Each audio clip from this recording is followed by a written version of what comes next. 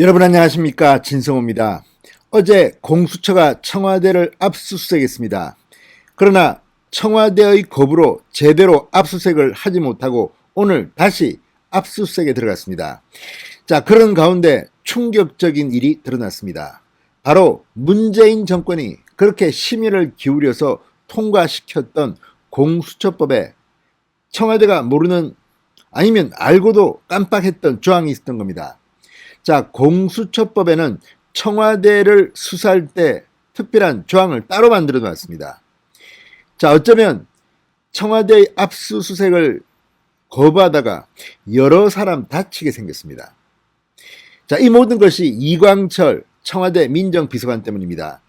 공수처가 이광철 비서관을 압수수색하는 과정에서 어제 청와대와 이광철 자택 두 군데를 동시에 들이닥쳤습니다. 그런데 어제 이광철 비서관은 출근하지 않았다고 합니다. 그래서 공수처의 압수수색을 방해했습니다.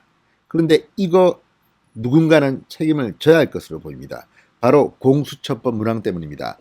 자, 민주당 패스트트랙에 올려가지고 몸싸움까지 하며 통과시킨 게 바로 이 공수처법입니다. 제가 누누이 말씀드렸지만 이런 공수처는 OECD 국가 어디에도 없는 이상한 괴물 공룡 조직입니다.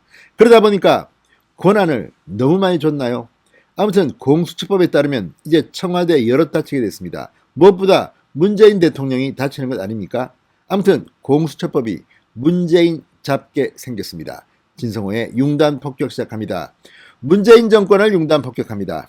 방송에 앞서 아직 진성호 방송의 구독자가 아니신 분들은 붉은색 구독 버튼 눌러주십시오.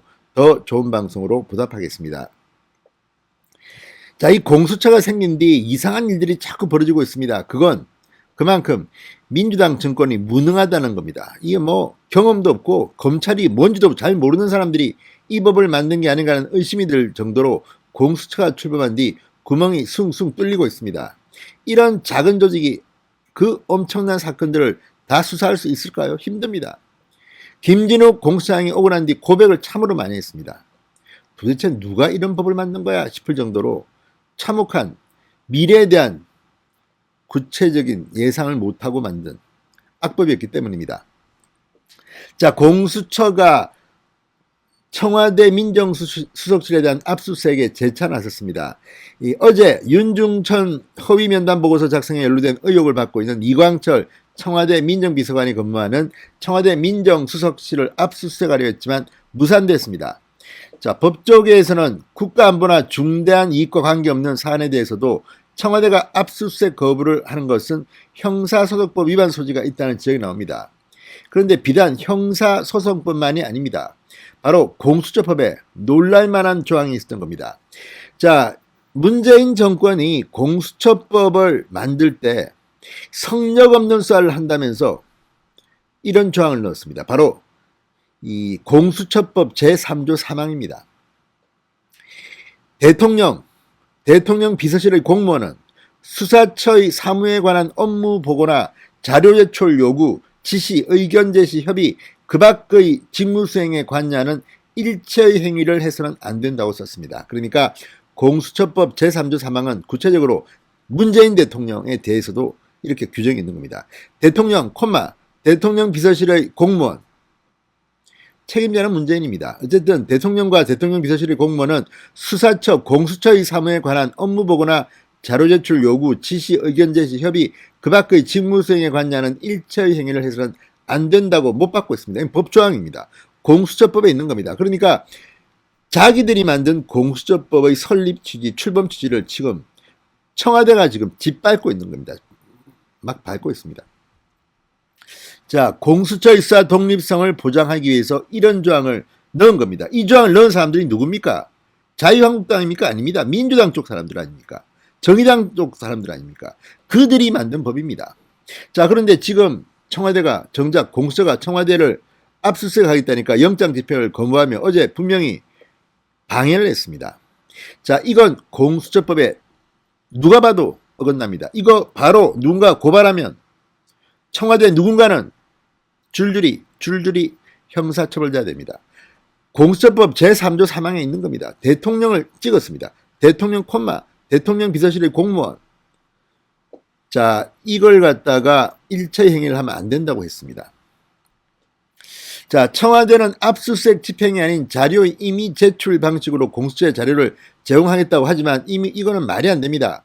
청와대 관계자는 오늘 서면 브리핑을 통해 대통령 비서실 등은 국가보안시설로 지정돼 있고 보안사항을 다루는 업무 특성상 압수수색 영장보다는 임의 제출 방식으로 수사에 협조해왔다. 이번 공수처의 영장 집행에도 이전과 방식으로 수사에 협조할 것이다. 이렇게 밝혔습니다.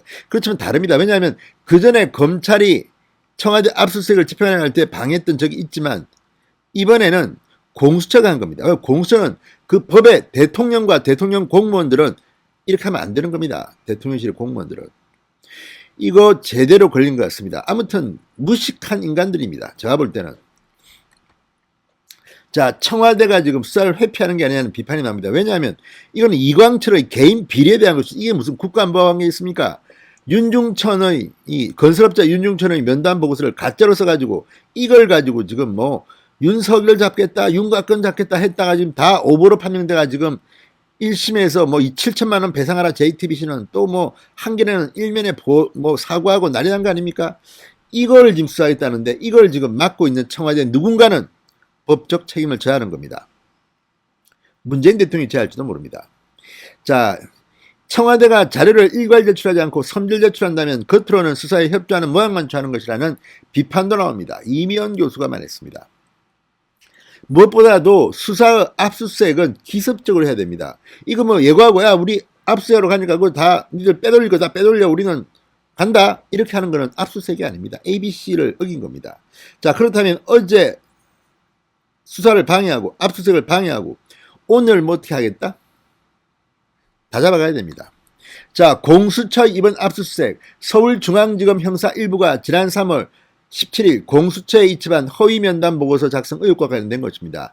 이거는 국가안보와 관련된 게 아닙니다. 이규원 검사 대검 과거사 진상조사단 파견 검사 시절 2018년 12월부터 2019년 1월까지 김학의 전 차관의 별장 성접대 의혹을 재조사하면서 접대 공여자인 건설업자 윤중천 씨를 6차례 면담한 뒤 보고서를 작성했습니다. 이 보고서가 허위 사실이 있다는 것들이 밝혀지면서 지금 논란을 빚고 있고 이 과정에서 이광철 비서관은 기획 사정을 했다는 의혹을 받고 있습니다. 그리고 실제로 많은 의혹들이 사실로 드러나고 있는 순간입니다. 자, 이걸 보면 문재인 정권 공처 만들어가지고 야당 잡으려고 했던 것 같은데 문재인 잡게 생겼습니다. 진성호의 융단 폭격이었습니다. 여러분 감사합니다.